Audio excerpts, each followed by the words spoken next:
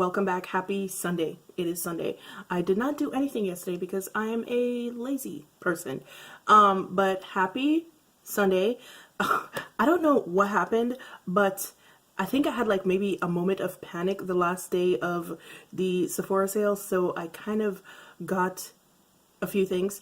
Yeah, I think I had a moment of panic where like I was just like, oh my god, I didn't get anything at all. I need to get something. And I wound up getting a bunch of stuff. I got some Givenchy stuff, which is still coming because Sephora hates me. And then I got the new, what's it called? The Jouer Making Magic, is it Making Magic Ultra Foil eyeshadow palette and gift set. The only thing that I actually did play with is this, this is technically, I guess it's an glittery eyeshadow, and it is pretty. It is black with I think it's gold. It is black with gold glitter. It looks like this, and it's really pretty, but I am not going to use it today.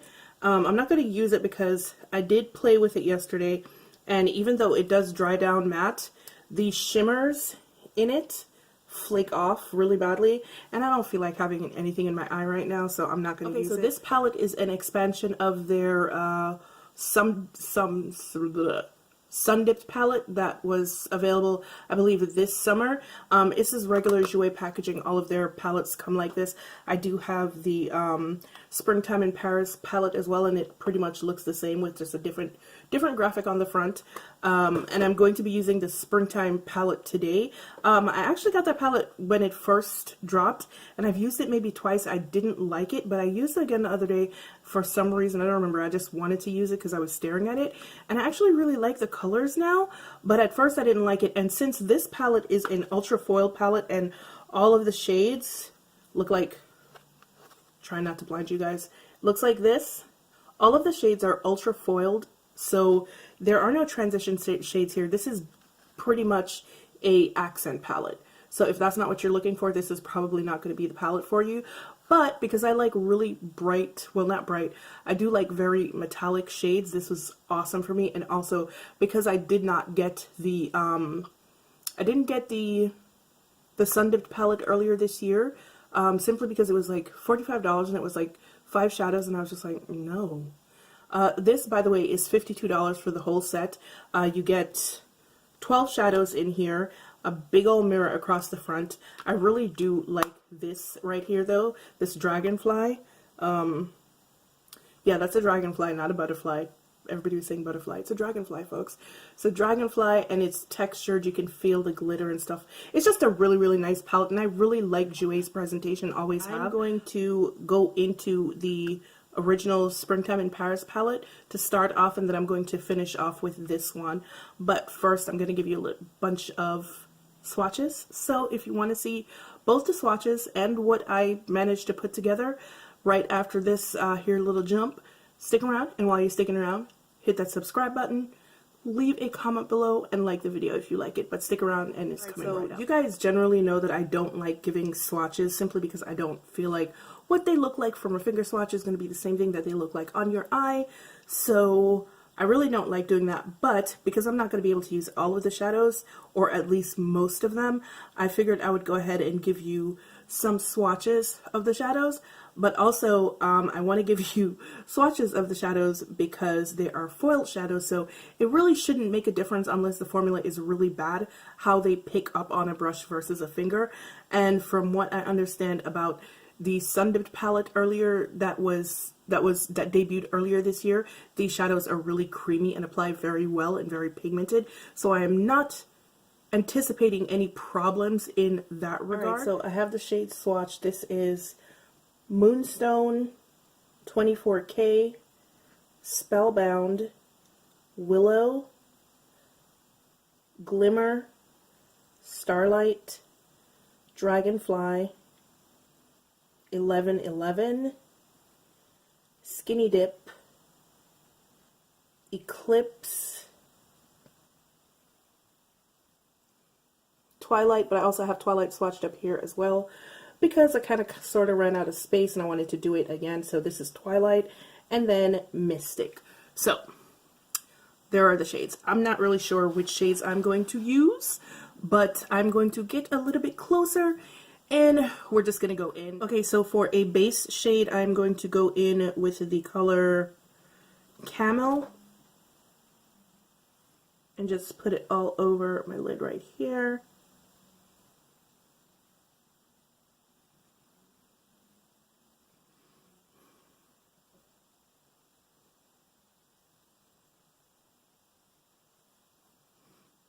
As you can see, the shades are like super pigmented. They're a little bit dusty, but you know, it is what it is.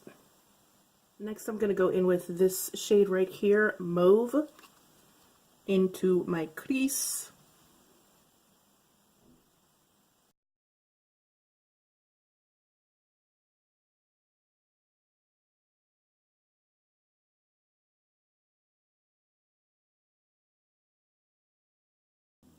So next, to even further darken up the crease, I'm going to go in with this shade right here called Aubergine.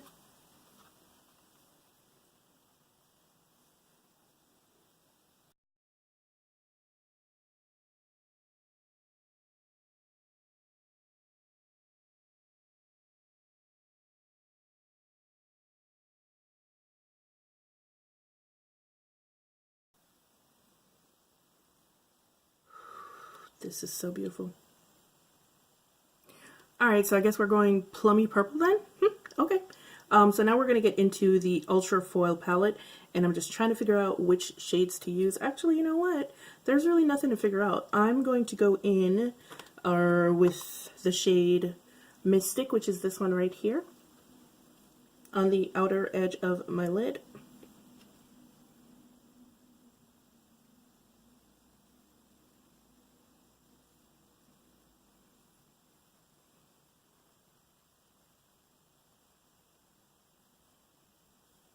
And this is applying well, but for some reason I thought the color would be more saturated, more kind of blingy, I guess. But it is applying very well. Okay, now just to brighten up the overall look of my eye, because I feel like it's cute, but it could use maybe a little bit more bling. I'm going to go in with the shade right here, Spellbound. I seem to really like the word bling today.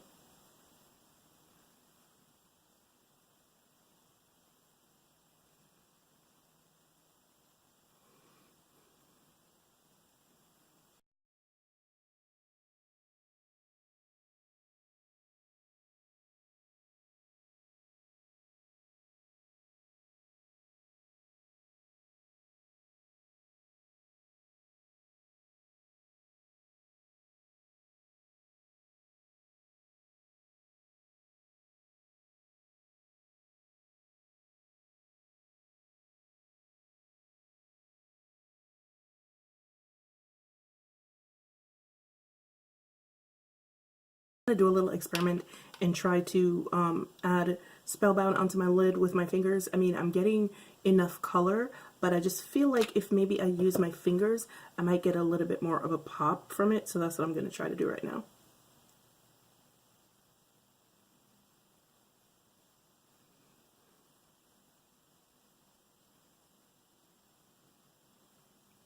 Yeah, and it definitely has more pop when used with a finger.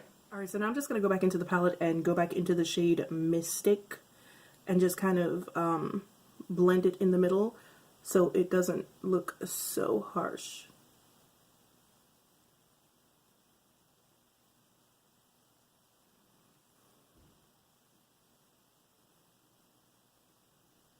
Normally I would go in with my teeny tiny pencil brush into 24K to put it into my inner corner, but I can't find my teeny tiny pencil brush, so I'm going to use this big brush right here and hope that I don't get the bristles in my eye, which I'm probably going to do anyway, because, you know.